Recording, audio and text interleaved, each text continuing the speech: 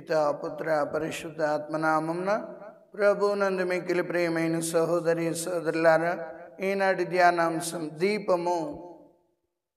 సామెతల గ్రంథం 20వ అధ్యాయం 27వ వచనం. నరుని ఆత్మ యెహోవా పెట్టిన దీపము. ఈ అంశాన్ని మనం ధ్యానిస్తున్న సమయంలో ముఖ్యంగా మనం ఏ రీతిగా వెలుగుచున్న దీపాలుగా ఉండగలము అంటే, ఒక పాపాత్ముడు తన పాపాల కొరకు పశ్చాత్తాపడి యేసు ప్రభు దగ్గరికి వచ్చి ఆయన్ని విశ్వసించినప్పుడు వెలుగుచున్న దీపంలా ఉంటాడు. అందుకే మార్కు శుభవార్త 4వ అధ్యాయంలో చూసినట్లయితే, మీ దీపమును కొంచెము కింద కానీ మంచము కింద కానీ పెట్టకండి, అది దీపపు స్తంభం పైనే పెట్టండి అంటున్నాడు. దీపాలలో 2 రకాలు: ఆరిపోయిన దీపాలు, వెలుగుతున్న దీపాలు.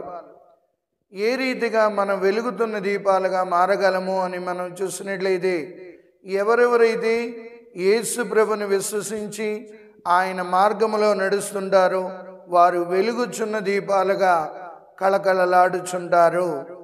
వెలుగుతున్న దీపము ఇతరులకి దారి చూపించగలుగుతుంది. ప్రియులారా, ప్రతి విశ్వాసి కూడా యోహాను శుభవార్త 8వ అధ్యాయంలో మనం చూసినట్లయితే, లోకమునకు వెలుగును నేనే అని చెప్పి అన్నారు.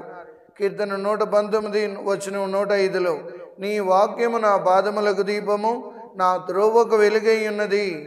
మనం ఈ లోక యాత్ర చేస్తున్నప్పుడు క్రీస్తు అనే దీపాన్ని మనం జ్ఞానస్నానములో కూడా, ఇదిగో క్రీస్తు జ్యోతిని స్వీకరింపుమని గురువు ఇస్తాడు.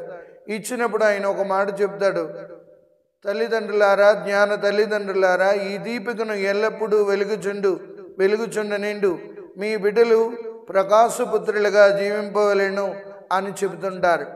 క్రైస్తవ జీవితం అనేది వెలుగుచున్న దీపానికి సాదృశ్యంగా మారుతుంది. అయితే మనం అందరం ఎందుకు వెలగలేకపోతున్నాము, ఎందుకు ఆరిపోతున్న దీపాల్లా ఉంటున్నాము అని కొంతసేపు మనం ధ్యానించినట్లయితే, ప్రియులారా, విశ్వాసములో దినదినము ఎదుగుతున్న వాళ్ళు వెలుగుచున్న దీపాన్ని పోలి ఉంటారు. ఎందుకు కొన్ని దీపాలు ఆరిపోతుంటాయి, ఎందుకు కొన్ని దీపాలు వెలగవు అని చూసినట్లయితే, ఈనాడు మార్కు శుభవార్త 4వ అధ్యాయం 21వ వచనంలో చెప్పినట్లు, మీ దీపమును కొంచెము కింద అంటే అర్థం ఏంటి? కొంచెము వ్యాపారానికి సాదృశ్యం. చాలామంది పనిపాటుల్లో మునిగిపోయి వాళ్ళు క్రైస్తవులు అన్నది మర్చిపోతుంటారు, దేవుని ఆలయానికి వెళ్ళడం అనేది మర్చిపోతుంటారు, దేవుని ఆరాధించడం మర్చిపోతుంటారు, దేవుని కార్యాల్లో పాలు పంచుకోవడం మానేస్తుంటారు. అందుకే వాళ్ళు కొంచెము కింద ఉన్న దీపముతో, అంటే ఈ లోక ఆశలతో, లౌకిక వ్యామోహాలతో, లౌకిక చింతనలతో ఉండిపోయి ఆరిపోయిన దీపాల్లా ఉంటారు. ఇక మంచం కింద ఉన్న దీపం అంటే కొంతమంది సోమరితనంతో జీవిస్తారు. ప్రియులారా, ఆ సోమరితనము వలన దేవుని యొక్క అనుగ్రహాలను కోల్పోతుంటాం. సోమరి చీమల్ని చూసి నేర్చుకో అంటాడు సామెతల 6:6లో చూసినట్లయితే. కాబట్టి సోమరితనం ద్వారా మనం వెలగలేకపోతుంటాము, ఇతరులను వెలిగించలేకపోతుంటాము, దేవుని మార్గంలో నడవలేకపోతుంటాము. ఇంకా చాలా సమయం ఉందిలే నేను దేవుని కార్యాలు చేయడానికి, ఇంకా ఎక్కువ కాలం నేను బ్రతుకుతానులే అని సోమరితనంతో జీవిస్తుంటారు. అందుకే ప్రభు ఈరోజు చెప్తున్నాడు, దీపాన్ని దీపపు స్తంభం పైనే పెట్టండి అంటున్నాడు. నిజమే ప్రియులారా, ఎప్పుడైతే దీపపు స్తంభం మీద ఉంటుందో అది ఇతరులకు వెలుగునిస్తుంది. దీపాన్ని చూడగానే మన ముఖాలు కలకలలాడుతాయి. ఎందుకంటే వెలుగును చూసినప్పుడు ఆనందిస్తాము, వెలుగులో నడుస్తున్నప్పుడు కేరింతలు కొడుతుంటాము. మరి క్రీస్తు యొక్క వెలుగులో నీవు నేను అనుదినము నడవగలుగుతున్నామా? ఇదే మనం ఆలోచించాలి. వెలుగుచున్న దీపాలు ఎవరు అంటే విశ్వాసులు. దగదగ మండుతున్న దీపాలు ఎవరంటే పునీతులు. ఎందుకంటే వాళ్ళు దేవుని సన్నిధిలో నిత్యము దగదగ వెలుగునిస్తున్నారు. ఇక మూడవది, ఆరిపోయిన దీపాలు ఎవరు అంటే అవిశ్వాసములో పడి దేవునికి దూరమైపోయిన వాళ్ళు. ఆరిపోయిన దీపాలు.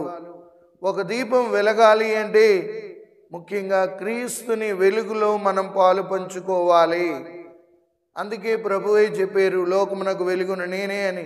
కాబట్టి ప్రతి క్రైస్తవుడు వెలుగుచున్న దీపంలా తయారవ్వాలి. ఎందుకంటే లోకము అంధకారములో ఉంది, లోకము సాతాను బంధనాల్లో ఉంది.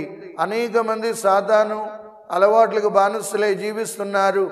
కాబట్టి ప్రతి క్రైస్తవుడు లోకానికి వెలుగుగా నిలబడగలిగినప్పుడే మనం ఇతరులకి ఆదర్శప్రాయంగా తయారవుతాం. మంచి విశ్వాసులుగా తయారవ్వాలంటే ప్రతిరోజు ప్రార్థన ద్వారా, ప్రతిరోజు దైవ వాక్యం ద్వారా, ప్రతిరోజు మన విశ్వాసంలో ఎదగడం ద్వారా వెలుగుచున్న దీపాలుగా మనం ఉండగలం. కాబట్టి ప్రియులారా, ప్రతి క్రైస్తవుడు క్రైస్తవురాలు వెలుగుచున్న దీపాల్లా ఉందాం. మనం నీవు వెలుగు, ఇతరులకు వెలుగునిచ్చే బిడ్డలుగా తయారవుదాం. పితా పుత్ర పవిత్ర ఆత్మ నామమున ప్రభు మిమ్మందరినీ ఆశీర్వదించి కాచి కాపాడునుగాక. ఆమేన్.